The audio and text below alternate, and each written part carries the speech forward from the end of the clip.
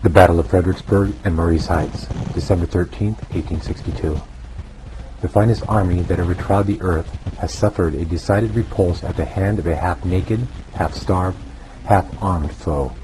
James Gordon Bennett, New York Herald, December 16, 1862.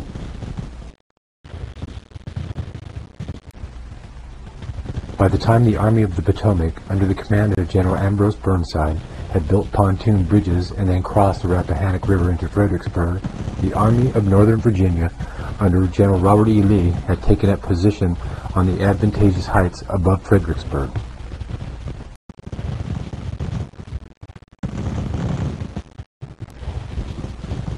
Picture, if you can, Union forces pushing across the open fields towards Marye's Heights and the stone wall, where the Confederates were well entrenched and well protected.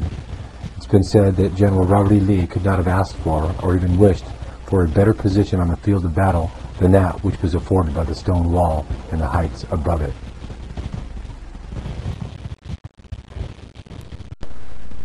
Imagine the other side of this stone wall having a good part of the Confederate army deployed behind it. Often, when either of the two armies were arrayed in a position like this one, you would see men 2, 3, or even 4 deep crouched behind the shelter of the wall, with the best shot among them in front, and those behind him loading muskets just as fast as he could shoot them.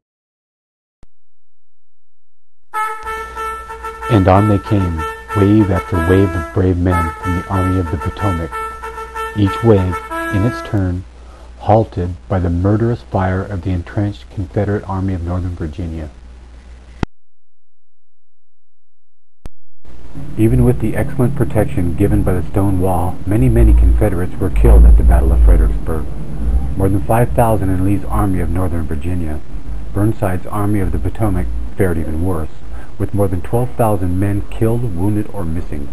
The image of the scene behind the stone wall fails to depict accurately the carnage wrought from Marye's Heights. If you could have stood atop the stone wall on December 13, 1862, and looked from the direction from which Lincoln's army advanced towards the enemy, you would see the fields and woods literally carpeted with the Union blue of dead and dying men, a sight that, to my mind, would change the beholder forever.